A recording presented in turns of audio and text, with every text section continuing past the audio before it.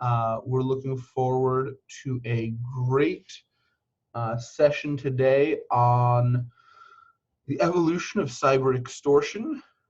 This was originally going to be a presentation on ransomware, but given some recent events in the space, we wanted to make it a broader conversation on cyber extortion. We'll go into what all that means momentarily. Just up front, this is, and forgive the lawyer in me, this is not legal advice, nor should be considered legal advice. This is just purely for the information of the panelists attending today and for their education.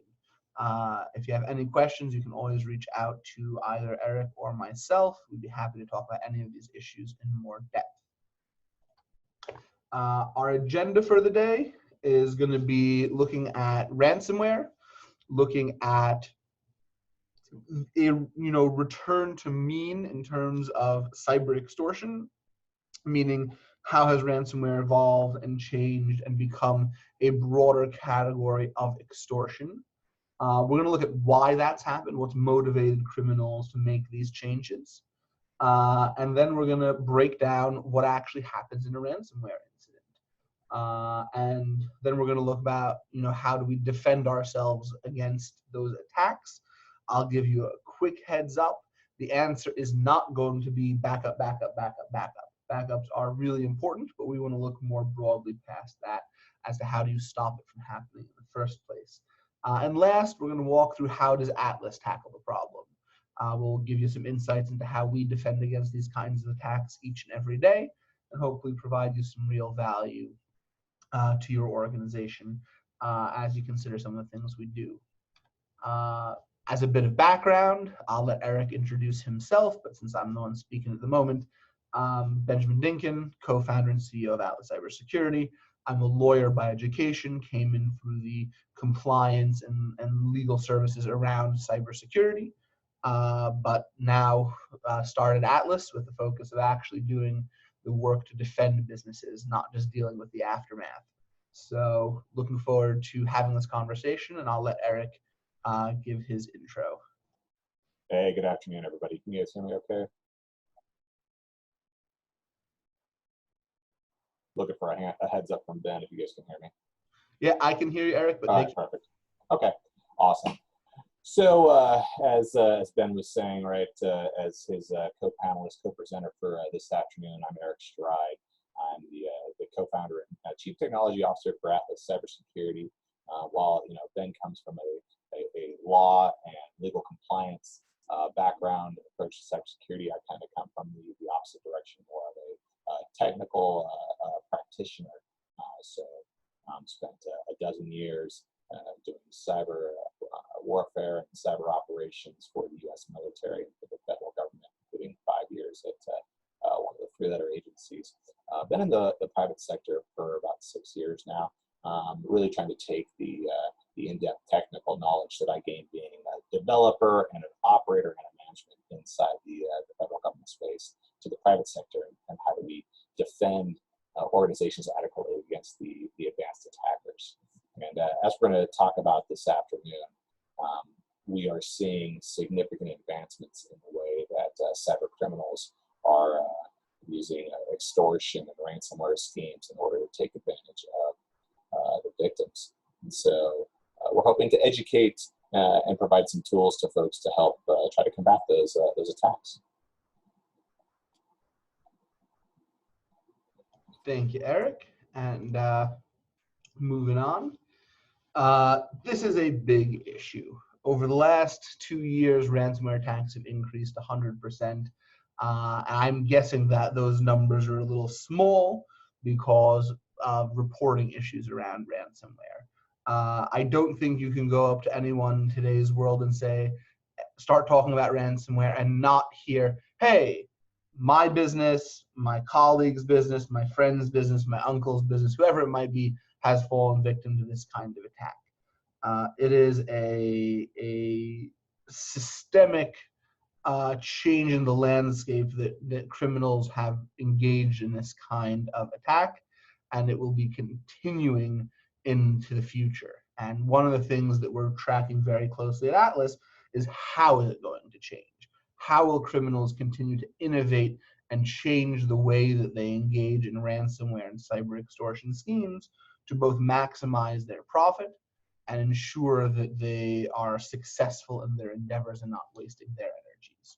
So the first thing that we want to walk through is 2019, particularly the tail end around November, December, we saw a fundamental shift in the ransomware landscape. Now, I will call it an additive shift to date, meaning criminals have added an additional layer of attack. They haven't limited their previous attack methodologies either. But pre 2019, we saw broad spectrum mass consumer campaigns. Criminals would be using very common forms of ransomware, sending them out with phishing campaigns or exploiting known vulnerabilities and just seeing what would stick. The kind of idea behind the campaign was, if I infect enough people successfully, I'll be able to turn a profit. It used a kind of success through volume approach, which in the early days of ransomware was very effective. People had not done anything to protect against these kind of availability attacks. All resources were devoted to data confidentiality attacks, preventing confidentiality attacks. And criminals got wind of that, changed the way they did it, and started doing these mass attacks. Now, I will say, to our credit in the cybersecurity community, we responded. We implemented better policies, procedures, and technologies that were able to an extent to mitigate the risk of those mass attacks, whether it be through the rise of security awareness training, whether it be through the implementation of backups so that the actual incident of ransomware could be mitigated, whether it be through endpoint protection solutions getting better and tuning themselves to the kinds of activity and kinds of files that were coming in that were infected with ransomware. We got good at stopping the generic ransomware attack. I won't say great, but we got okay at it. And then in 2019, in response to those things, we saw a change in tactic. And I'll turn it over to Eric to kind of go into it a little bit more. But as you can see on the screen, we saw a rise in tailoring of attack, looking for high value targets, high ROI targets, and research and development rather than just spray and pray. So with that, I'll turn it to Eric for a little bit more color on that.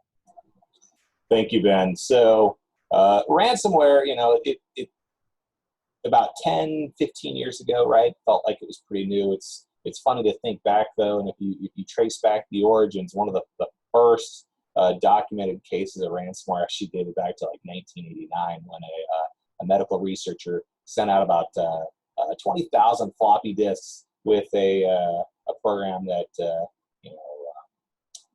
claimed to analyze a person's risk to contracting AIDS, right? But what he didn't tell the recipients of these 20,000 floppy disks is that it would modify their computer so that after 90 reboots, it would actually basically lock them out. It would hide some directories, scramble some file names, and say, hey, you need to pay $189 plus a $389 software lease in order to get your data back, right? And after that first documented case, which I don't think was extremely successful, we didn't see a whole lot of ransomware until about mid-2000s, 2005, 2006, right? And we saw some malware and some attackers try to use some of your compression type programs with password protection in order to hold people's data at risk, right? A type of ransomware we call locking ransomware, right? And then they would demand about $300 to get access to the files. And we saw this continue to evolve over time. And in 2012, we saw some Android ransomware that would lock the device and display a fake FBI logo stating that they had to pay a $500 fine for browsing inappropriate sites, and would even show them a fake browsing history list and try to scare people into paying a bit of one of the first kind of extortion variants here, as Ben was talking about. And in fact, if you tried to get around that lock, they would actually up the ransom to about $1,500, just to put a little more bite into it and encourage people to pay. Right, and as Ben has stated earlier, right, we've seen this the pre-2019 approach really morph, because before it was a lot of, as Ben said, spray and pray, targeting individuals, right? And the ransomware amounts were frequently on the order of less than $500 in order to get access to the data. And as our defenses has gotten better from a anti-malware type solution approach, right? The attackers are realizing that all of these small breaches don't add up as quickly or as much as doing quote unquote big game hunting, as we see on the slide there. Hitting the bigger targets are more likely to be financially motivated to resolve the compromise as quick as possible. And so we've seen the evolution kind of go from that individual targeting, which phishing was common, fake social media accounts, right? So some people ask me like, hey, why would attackers create a fake social media account that clones somebody I know and then send me an invite? They're trying to do some social engineering, right? Their plan is that you friend this account that you think is your friend, and then they're going to send you some kind of document attachment, some file for you to open and run and get infected, right? And so we see these kinds of these social attacks to even imitating other programs. We saw this in some of the malware and even ransomware in the mid-2000s, right? Imitating Windows activation or Windows update. Folks that don't necessarily like to pay for their software at home, and they go download a quote-unquote crack or an activator, right? Many of those had a malware embedded to include ransomware, right? But again, to Ben's point, right? It's a lot of small infections that for the attacker, they hope that it adds up over time. But that ROI of hitting a business is very appealing. And so they look at the approaches of, hey, how do I target these businesses? I send a fake invoice to the accounts payable department. I send a fake resume to the recruiting department, right? And you target folks that are accustomed to interacting with the public and who effectively have to open stuff in order to do their job. And so that leads us to how do we combat that, which we'll talk about that a little bit later in today's discussion. And so this evolution, and what we're really seeing now is that the approach, as it says in the slide, artisanal type approaches, or I would call this the approaches that kind of mimic what we see APTs or advanced persistent threats doing, right? So you have ransomware gangs who are looking at, hey, how do I do development of the tools so that they don't get caught? How do I morph things to avoid detection? How do I chain multiple tools together in order to be as effective as possible? And because of these approaches, it's actually more difficult to detect. One thing that's interesting with ransomware that we've been seeing is that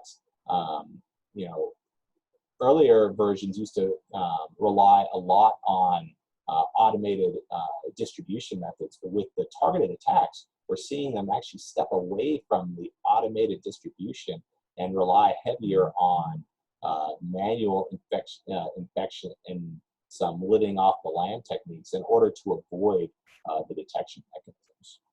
So, and we'll go into that a little bit more as we continue on. So I think we can move into the next slide, because I think I've already started talking a little bit about that. Yeah, absolutely. So Eric, you want to keep going, and I'll offer some color after, since you Yes, started. sure, absolutely.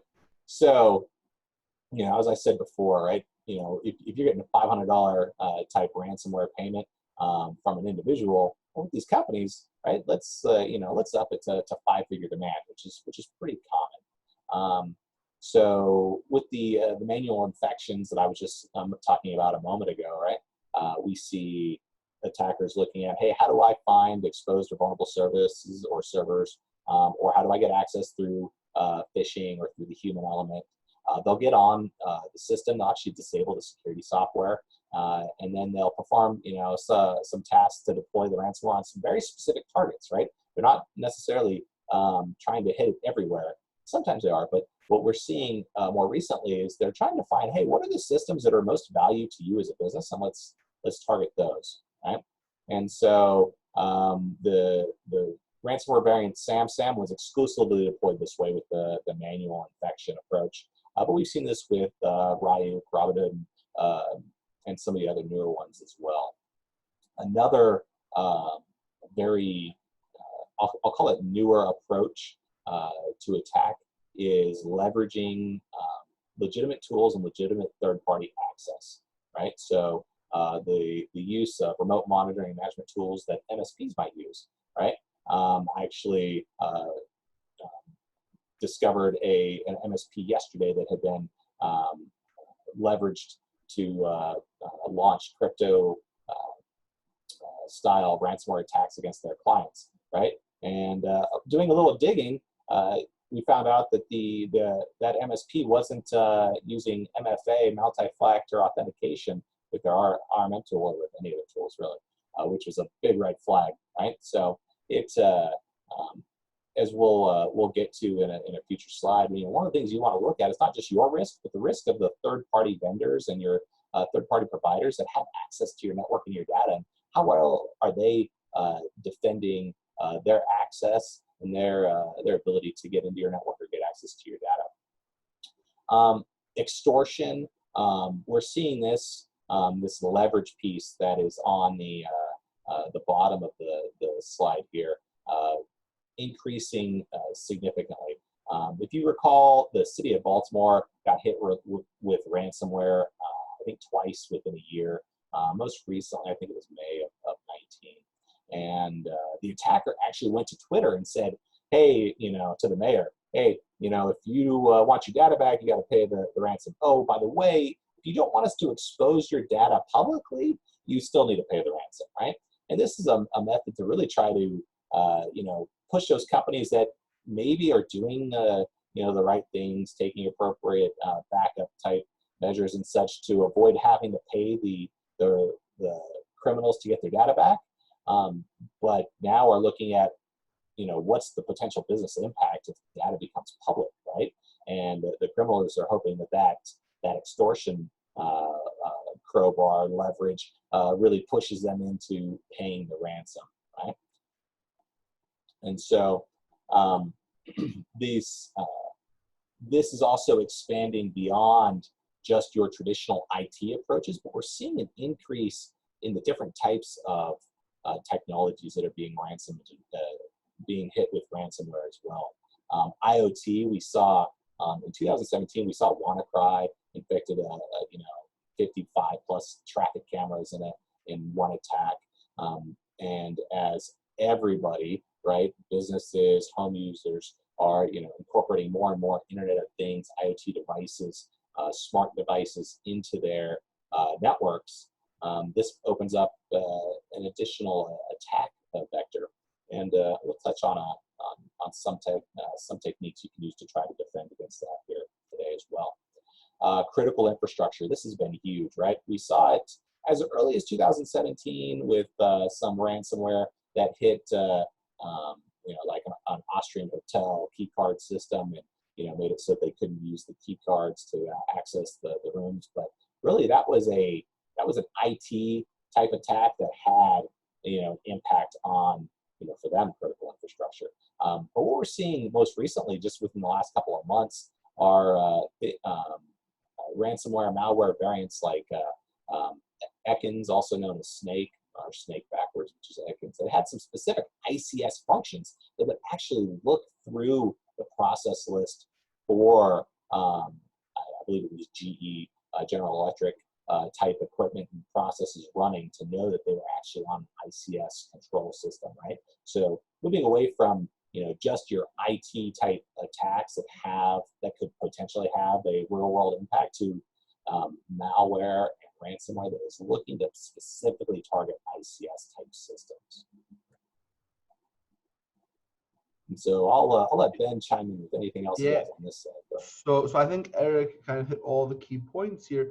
But one important consideration that I just think is really important to sum all this up is criminals are maturing the way that they think about cybercrime. It's no longer a kind of traditional quote unquote hacker mentality. These are big businesses with well thought through, funded, financed, and organized infrastructures. They are getting better and better at their ability to tailor an attack to cause harm. It's not, the quick $500 that, people would like to, that were popular back in the day. It is, how do I create an attack that gets me a payout and I can calculate my ROI, meaning I can understand what resources went into it and what benefits I got from it. That's a really, really fundamental change in the way that criminals are thinking about their efforts. They're not thinking, and that forces us as defenders to respond to that change in landscape. We have to now understand, how are we going to get hurt? How are they going to try to attack us? And how do we defend against that? And it's not always going to be the same kinds of defensive modalities that work today. It's a different threat surface, it's a different landscape. They're attacking different things. They understand how to make a company hurt. And if they can understand that, they will tailor their attacks to go after that. And that's what causes really effective and painful public cyber incidents. So while everything Eric said is fantastic, the core philosophy here is evolving, and that is really terrifying because it's coming with a level of sophistication that I don't know the cybersecurity community is really braced for. So, but that's my little soapbox preaching there. But let's move on, get a little more into the weeds, and I'm going to turn it over again to Eric to really walk us through. So how does a ransomware attack actually work? There's a lot going on here, and it's not just ransomware. We take it from initiation to the end. We'll follow a full kind of analysis of an attack, anatomy of an attack. So without further ado, I'll turn it over to Eric. All right, thank you, Ben. So for the less technical in the room, the big takeaway I want you to walk away from this slide with is it's not a single piece of malware typically today, right? They're leveraging multiple tools in combination, and it's not as simple as just having malware signatures, antivirus signatures, quote unquote, for that specific piece of malware. And so the way Emotet, which is actually a banking Trojan, leveraged TrickBot and then the Rio ransomware, and I got to give a shout out to the Barclay folks for creating a great picture here. Didn't want to. They did a great job, and I didn't want to recreate the wheel, so this is awesome. But this actually walks through from the initial compromise all the way to the ransomware being loaded and executed and taking its effect. And so how did this, how did this attack happen? It happened via a phishing email, right? The phishing email included a Word doc, right? And so that Word doc, we talked earlier about getting accounts payable to open an invoice. We talked about recruiting being able to open a resume or a CV, right? Maybe you trick a user into opening an attachment, right? That's something they're interested in, whatever it is. But Word and Office documents are pretty common because of their ability to launch macros, which are chunks of code that are embedded within the document. And in order to really try to combat this kind of stuff, Microsoft's been trying to make it harder for macros to be nefarious, right? They don't run them by default. And so the attackers in their evolution try to trick the users even further. You'll open one of these documents and they'll say, the contents of this file are protected. In order to view the contents, please enable macros. And they'll have a giant arrow pointing to where the enable macros button is and everything. And, if the file is something they really want to see, right? Pay raises for 2020 or what have you, the odds are they're going to get somebody to click on that enable macros button, and off they launch that macro, which in turn here drops a piece of PowerShell. PowerShell is a scripting engine for Windows, and that PowerShell script executes and connects to a remote IP address. That remote shell downloads the Emotet banking Trojan, the Emotet Trojan. That PowerShell script also goes through, and before it does the download, it actually does some modification of the system, tries to disable antivirus, anti-malware type products, right? Which then helps make the downloads be less of a threat to the attacker. And because PowerShell, it doesn't know if it's a script running or you as a legitimate user running, right? If you have the appropriate permissions, it's gonna, execute those. It's really a tool for system administrators, and attackers love to leverage system administrator tools in order to do nefarious things, right? And that's that approach that we call living off the land, using legitimate tools for illegitimate purposes. That Emotet banking Trojan will try to establish persistence through injecting into other processes, scheduled tasks, as you see on the slide, and modifying the registry. Basically, doing as many things as it can to ensure that every time you reboot your computer, that the banking Trojan Emotet gets code execution. Right? Some of the built-in capabilities for this is, looking at, hey, how do I steal credit card data, banking information, that kind of stuff. That was the Emotet's original intent there, right? But what we are frequently seeing over the last 2 years is that infection then gets leveraged to install additional payloads. In this case, the TrickBot malware, which would also try to disable AV, harvest data, and steal credentials, right? It would actually go in and try to steal your contacts and say, hey, let's get some more targets. And if they're a contact of yours, I'm going to try to phish them with email that looks like it comes from you, right? Or if I've got access to your actual email account through the malware, what we're also seeing some malware do is leveraging existing conversations or existing email threads. So it'll go in, pull one of your sent items, and do a reply all, and try to make it generic enough so that they can attach, again, that malicious and weaponized Word document into an email to your contacts, and get them to open it and continue to spread.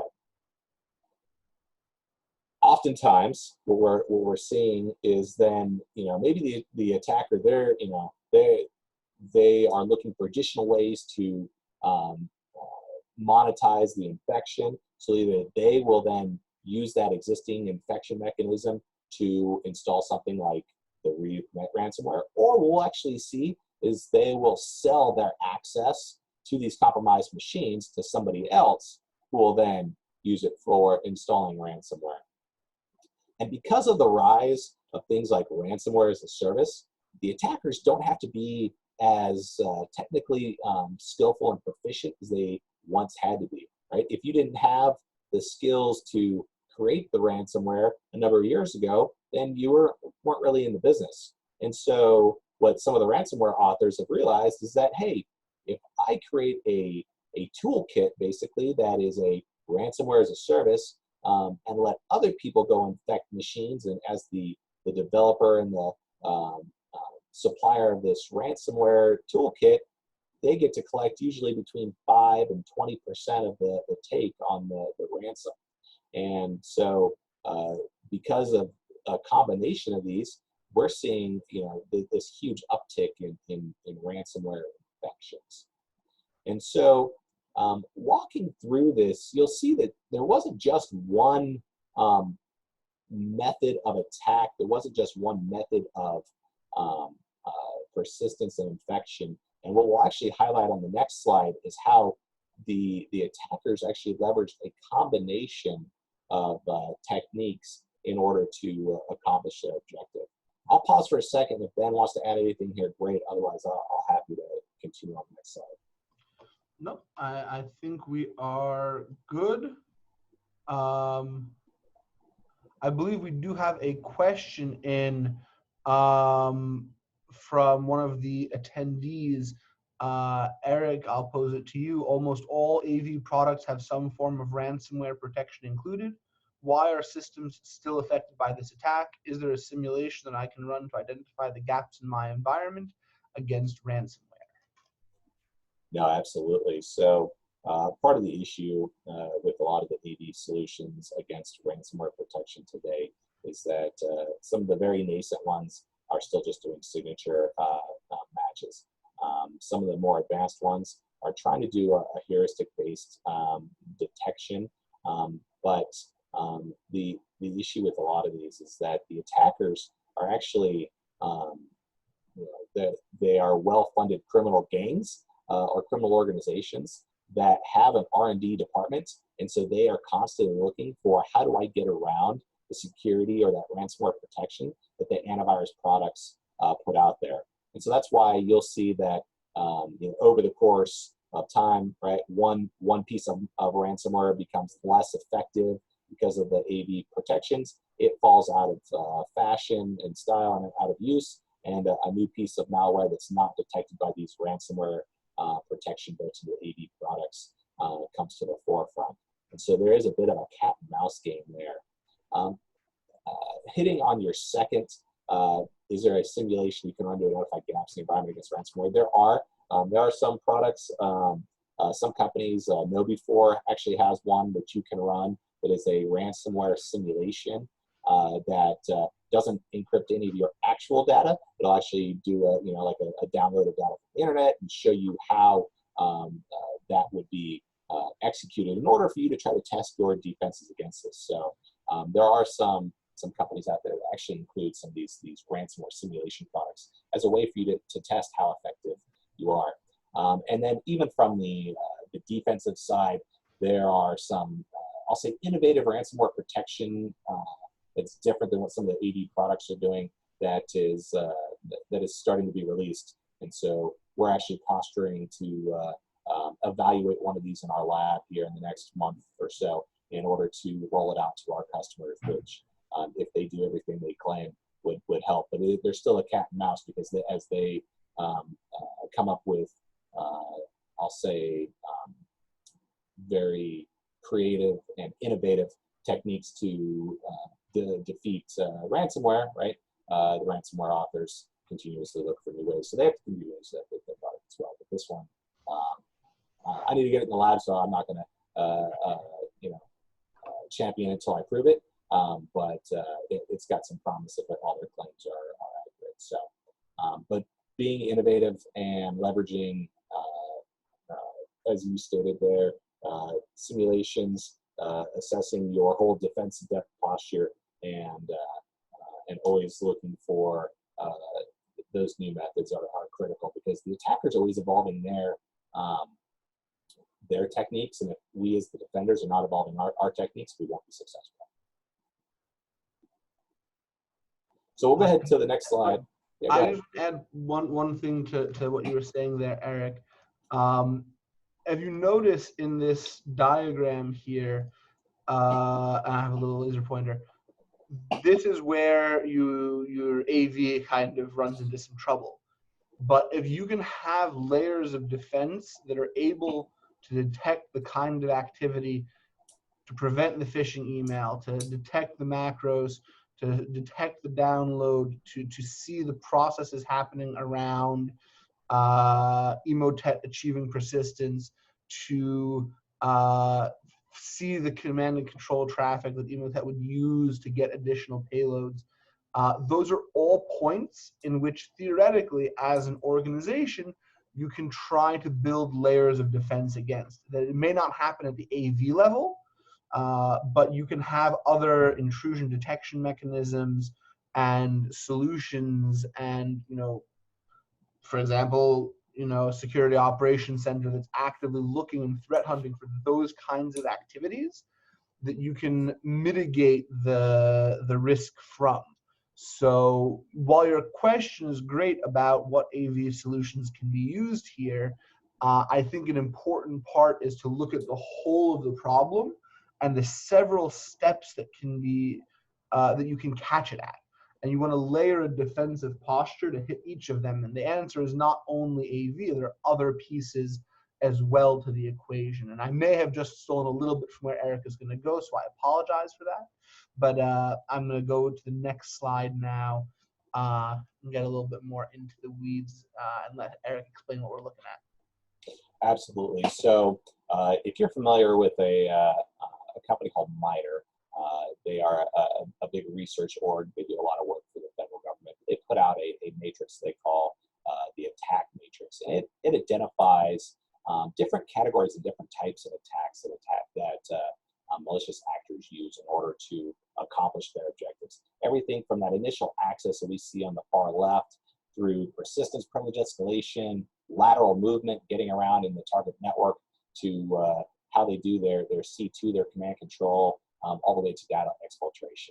And their matrix is pretty significant on the types of techniques. And a lot of organizations on the defensive side of cybersecurity are leveraging the attack matrix to help identify, hey, where are we doing a good job of detecting and mitigating and catching the attackers, right?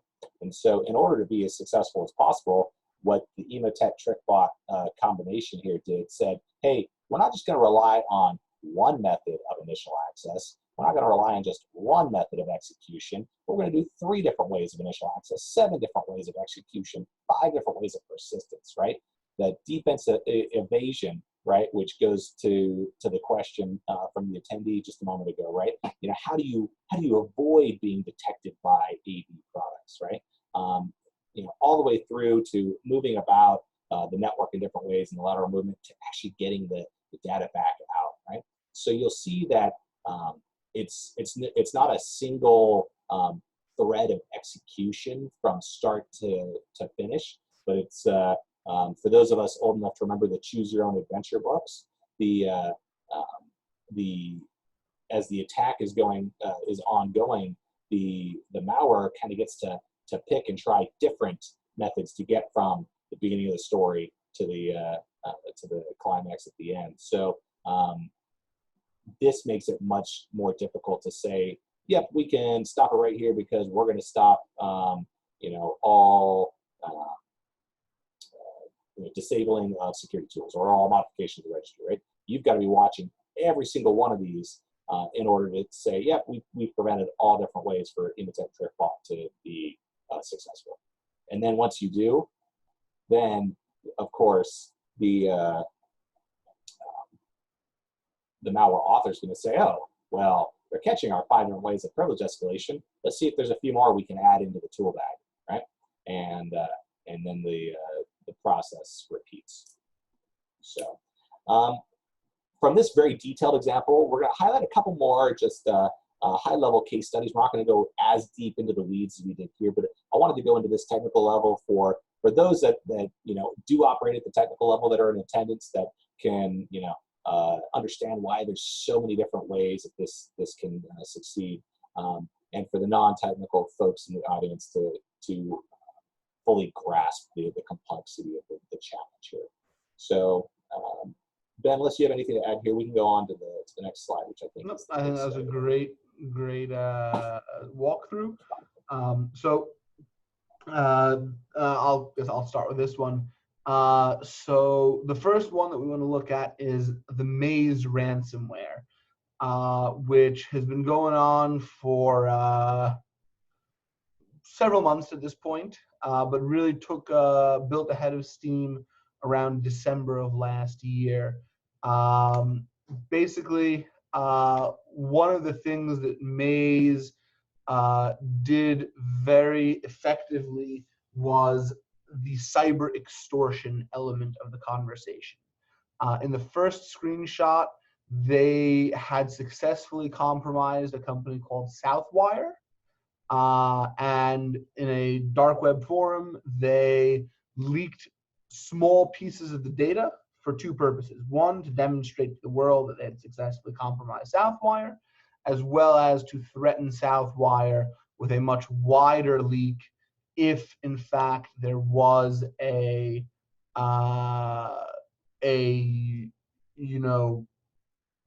they were not paid their ransom.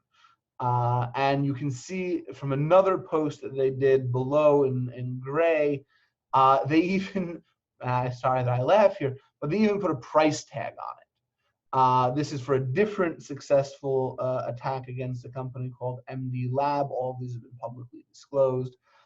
They charged 100 Bitcoin for decrypting the data and allowing them to get availability of their systems back. And they charged a separate 100 Bitcoin for destruction of the data to assure them that to assure MD Lab that the data that they had exfiltrated was secure. And why this is really important is, everyone here deals with regulatory bodies on a regular basis. That's a fact of life in cybersecurity.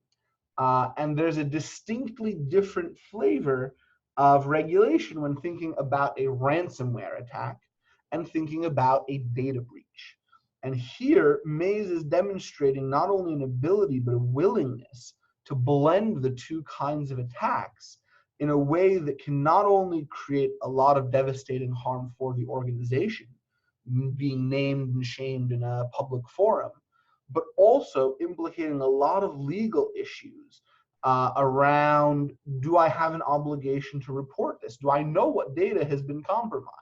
It's a very, very different, very, very untried and untested question as to what legal obligations and legal liabilities exist in the wake of a cyber extortion event rather than a ransom event. Eric, if you have any additional thoughts. No, I think you hit on the key points there, right? It's, they're saying, they're really evolving from just doing the leveraging the technical to leveraging that business impact, right, or that personal impact, right? So it's All right, great. An evolution, as we've talked about. Yeah. And then just one more example in here.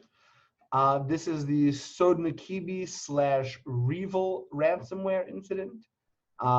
Again, this was an interesting campaign. Took a lot of, got very popular November, December of last year. And this is interesting for two reasons. And each screenshot has a different, explanation for it.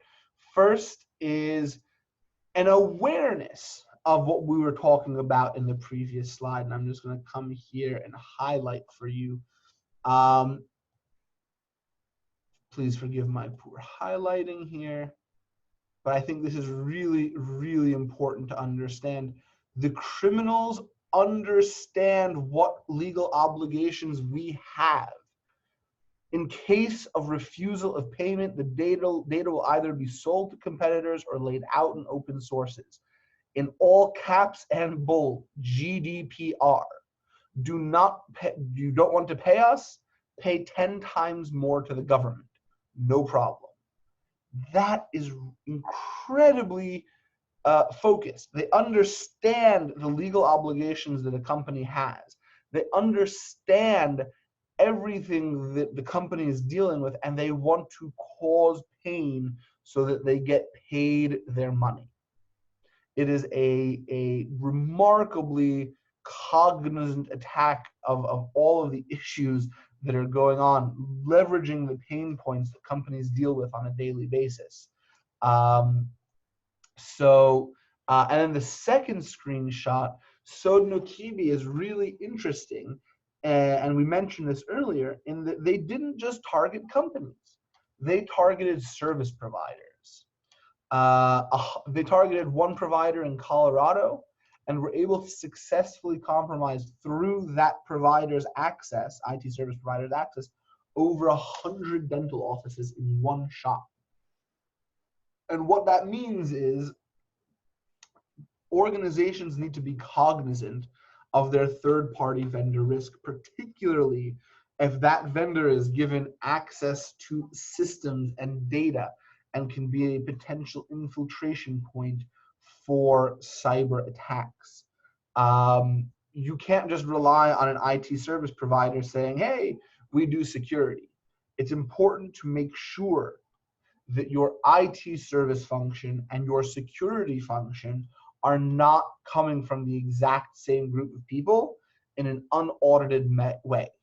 If you choose to rely on your IT service provider for your security, make sure that you have third-party external validation of the security controls that are in place. Otherwise, you run a very serious risk of your IT service provider being the point of failure for your organization. Make sure that you provide a whole approach to security that's not reliant on any single point of failure.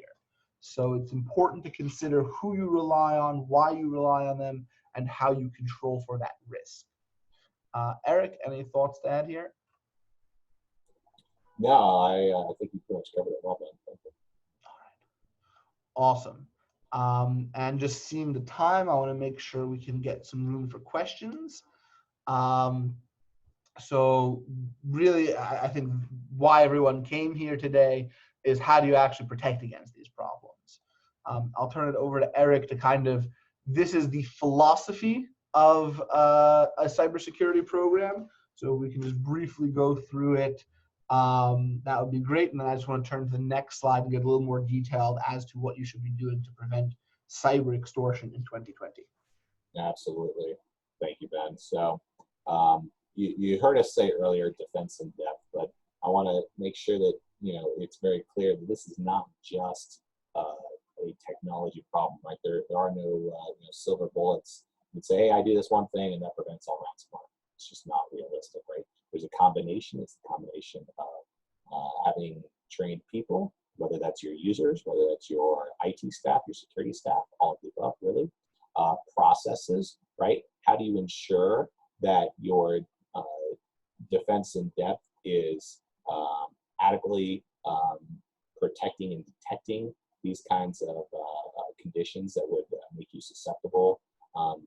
How do you evaluate the risk posture? How do you implement the appropriate restrictions and technical solutions? And then, of course, the technology piece, right? In order to be as safe as possible, right? You need to understand that 100% passive, signature-based type technologies are only going to be effective against those things that they know are bad and are not going to be successful against the advanced attackers, right? And so really you need to have proactive monitoring at the host level, at the network level, integrating threat intelligence, leveraging well-trained analysts that know how to prosecute anomalies in order to determine whether an anomalous or suspicious event is benign or malicious, right? And your fully passive automated solutions can't do that to 100%. Leverage automation as much as you can, right? But in the end, you still have to have that well-trained analyst. And one last point on the security posture, right? If defending against AP style attacks wasn't in your security posture, your risk posture before, it probably needs to be now, right? A lot of the small and medium-sized businesses, you know, in the past got away with just, you know, almost acting like a consumer in the, hey, you know, as long as I've got my AV installed, I've got a firewall installed and whatnot, I should be okay against most stuff. But attackers are really starting to hit those types of businesses pretty hard. And if you don't evolve the security to the next level, it's probably just a matter of time. And just to add to that, Eric, I don't think you saw it, but I had a quick peek at our attendee list, and we have folks from financial services, legal services, and those are industries that are being actively targeted by cyber criminals. So to Eric's point, even more so, not just given your generalized profile, but a specific profile for many of the attendees here today, this is a real and apparent risk that you have to confront now, not later. And to address that, we wanted to give you 5 things that your organization can do today to better address the cyber risks that you face. You know, a lot of this Eric has walked through, and our conversation today has covered. But this is, you know, 5 things that we believe every organization should be doing at some level to address emerging threats like we walked through today. So they stand pretty well on their own there. Of course, we're going to open it up for questions. I want to highlight a couple of things, right? I was just talking on the previous slide about, you know, looking for the risks you're looking to mitigate. APT style attacks, like we talked about earlier, weren't in there. You need to, right? But not just the capability of preventing, but detecting, like is stated number 2, right? So, you know, are you doing network intrusion detection? Are you doing a host-based intrusion detection? Are you doing have you deployed an endpoint detection and response type capability? We recognize that security is not the main function of many of these businesses, right? You know, your objective is accomplishing whatever your primary business model is, and security is just one of those things that you have to do in order to keep it going, but it's not your you know, core tenet, right? And so that's where leveraging you know, either well-trained individuals on your staff or even external organizations makes a lot of sense here, because they're going to have those advanced skills to detect the threats before the attackers cause financial harm to your organization, right? Which is kind of the piece there in number 3. I want to run through just a couple of quick items, almost a punch list, and we're going to highlight some of these here in another slide or 2.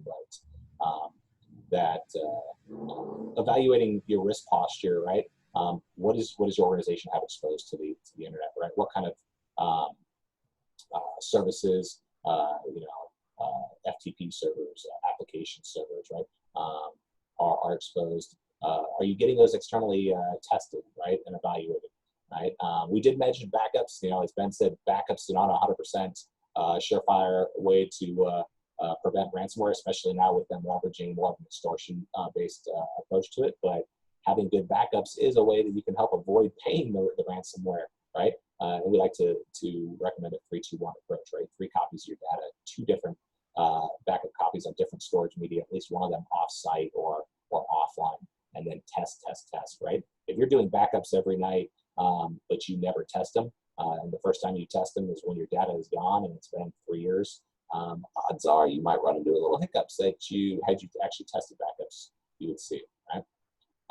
Updating systems, patch management. This is one that a lot of organizations we see, you know, tend to have a challenge with, right?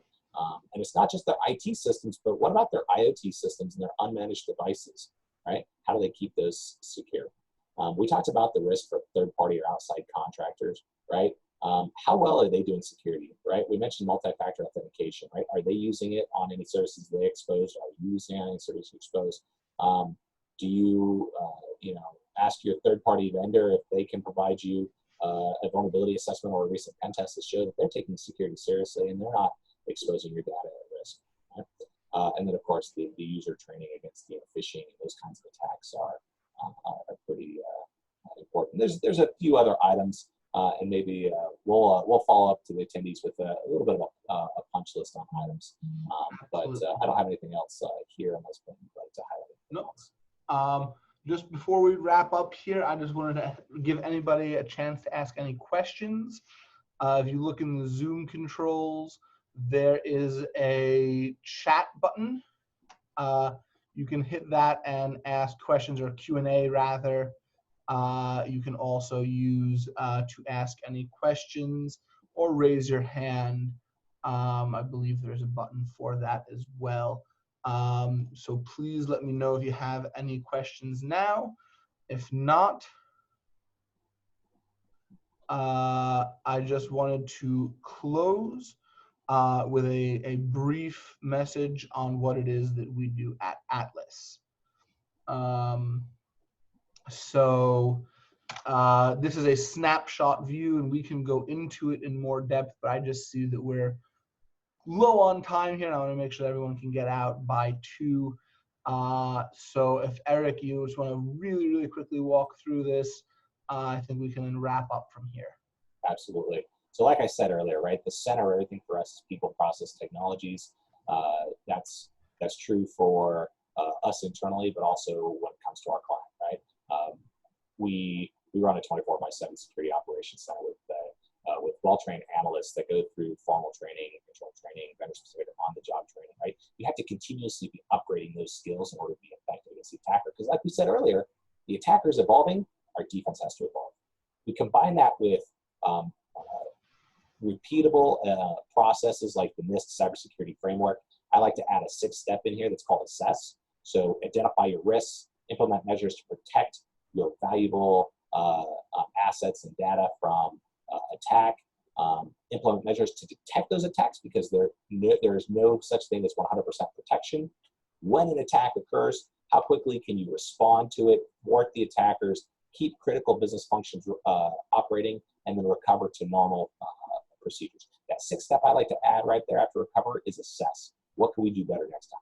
We leverage this every time we have an incident that we manage for a client at Atlas. And then, of course, that 3rd and final step is the technology. I'm not going to hit through all of these, but it's incumbent that you don't rely on just one piece of technology. We've mentioned that defense in depth. We talked about network monitoring, host monitoring, EDR, aggregating logs, integrating threat intelligence, adding anomaly detection, including vulnerability scanning, looking for those systems that might be subject to an attacker breaking in. And then, with a lot of companies, right, there's a lot of cloud infrastructure, right? Does your security posture incorporate the fact that the boundary is not just your physical network, right? It includes your cloud assets, includes bring your own devices, right? And then, of course, because 90% plus of attacks happen via email and phishing, having robust email security is an important piece that we include there as well. So it's a very rapid fire on our technical solutions combined with well-trained people with repeatable, well-defined processes in order to defend our clients 24/7. So if anybody would love to learn more about this, please reach out to us, and we'd be happy to have some one-on-one time to talk about Atlas's services in depth. Absolutely, and I appreciate everyone coming in today. It's 2 o'clock, so we'll drop off here, but please don't hesitate to reach out. You'll be receiving a follow-up email from us with hopefully a copy of this webinar, as well as some additional materials for consideration. Thank you all for the time, and till next time. Thank you so much.